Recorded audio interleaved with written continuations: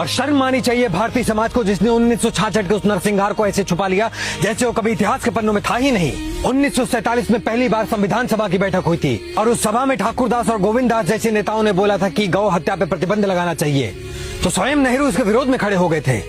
नेहरू ने बोला कि ये देश सेक्युलर देश है और यहाँ पे ऐसे नियम नहीं लाए जा सकते। 1955 में नेहरू ने वापस से गौ हत्या को रोकने का विरोध किया और उन्होंने बोला कि अगर गौ हत्या रोकी गई तो मैं प्रधानमंत्री के पद से इस्तीफा दे दूंगा। तो मैं प्रधानमंत्री पद से और नेहरू के निधन के बाद इंदिरा गांधी ने बोला कि अगर 67 का चुनाव इंडियन नेशनल कांग्रेस जीत जाती है तो मैं पूरे भारत में गौ हत्या पे प्रतिबंध लगवा दूंगी।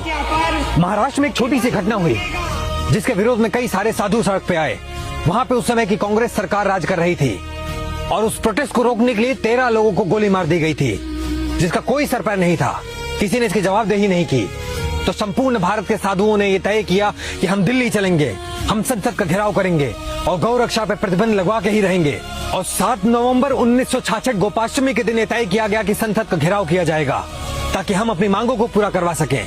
जब मौजूदा सरकार को समझ में आ गया कि ये आंदोलन रुकने वाला नहीं, तो खुलेआम साधु संतों के ऊपर गोलियां चलवा दी गई थी। उस समय की सरकार ने तो ये बोला कि इस गोलीबारी में सिर्फ 8 लोगों की मृत्यु हुई है, परंतु जब मनमोहन शर्मा जैसे पत्रकार समाज के सामने आके खड़े हो गए तो उस समय की इंदिरा सरकार के ऊपर से पर्दाफाश हो गया। इस गोलीबारी में कम से कम 5000 साधु संतों की हत्या की गई थी और इस नरसंहार का शिकार बहुत सारे महिलाएं और बहुत सारे बच्चे भी हुए थे, जिनकी आवाजों को इतिहास के पन्ने में दबा दिया गया।